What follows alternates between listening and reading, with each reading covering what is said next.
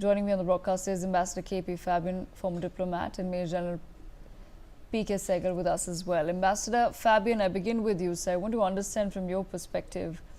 We have been hearing reports of several LET operatives and other terrorists in Pakistan now being either shot down outside of their homes or areas where they are in hiding. And we've now learned that a top former LET commander, Amir Hamza, has been allegedly injured in an attack. What does this tell us, Ambassador, about the ground situation in Pakistan? Thank you.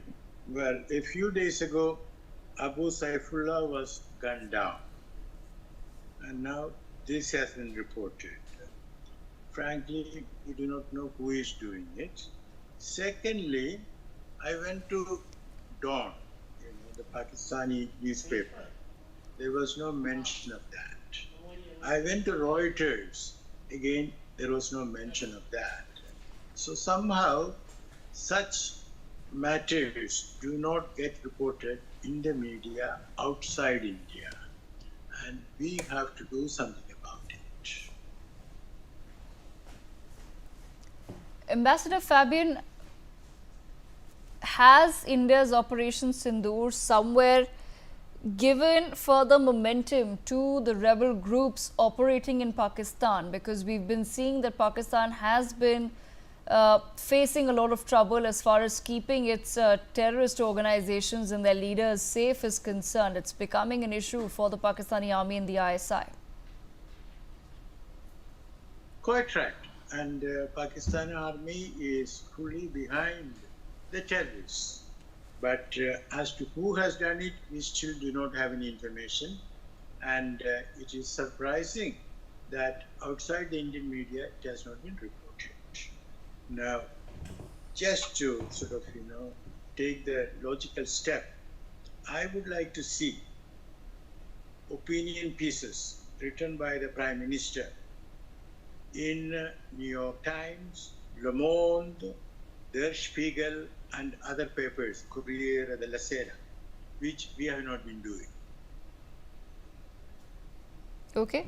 Master Fabian, stay on with me. Major PK Sehgal, your thoughts on the same as well, sir. What do you make of the ground situation in Pakistan? Pakistan seems to be absolutely totally rattled by Operation Sindoor. India's involvement in Operation Sindoor in a big way has given a lot of leeway to certain terrorist organizations which are against the Pakistani army and the security forces.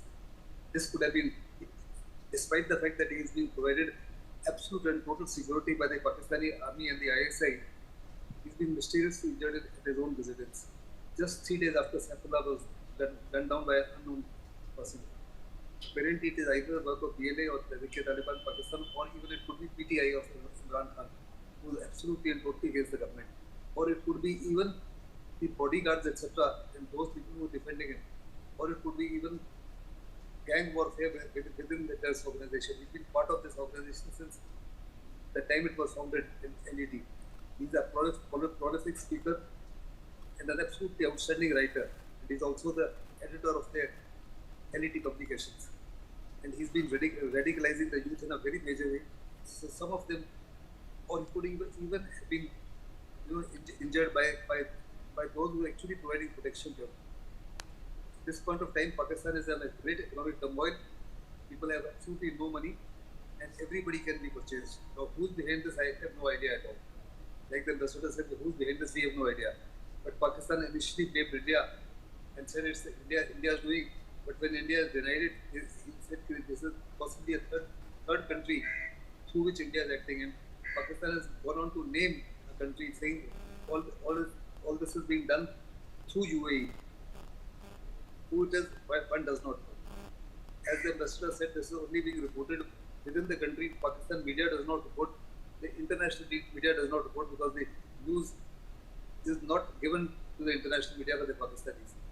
The very fact that the Pakistani army is now and the ISI providing protection to in Lahore clearly indicates beyond a right of doubt the linkage between the Pakistani army, the ISI, and the terrorists. Pakistan stands exposed again and again and again. Every time there's a funeral of these people, The wreaths are laid on behalf of the senior Pakistani government officials as well as other terrorists. And at times, there are even generals paying wreaths. So this clearly indicates that Pakistan Army, the IISc, and the terrorists are actually hand in glove in trying to create huge chaos within India. हमारे यहाँ जान और माल का नुकसान बचाने की कोशिश करते हैं. They are also part and parcel of those who want to inflict 1,000 cuts on India. But all this while, India has been all right.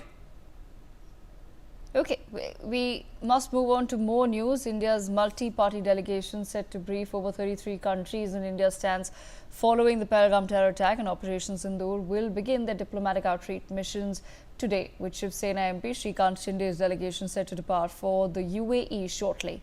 Meanwhile, JDU MP Sanjay Kumar Jha and DMK MP Kani Moikarani, these delegations will be departing tomorrow. Foreign Secretary Vikram Misri briefed the three delegations ahead of their visits, with the remaining delegations set to be briefed individually over the next few days. MPs who attended the briefing revealed that the centre will also provide them with dossiers packed with evidence on Pakistan's role in cross-border terrorism and terrorist attacks in India. Ambassador KP Fabian with us on the broadcast. Ambassador Fabian, I want to understand from your perspective, how critical will these outreach missions be?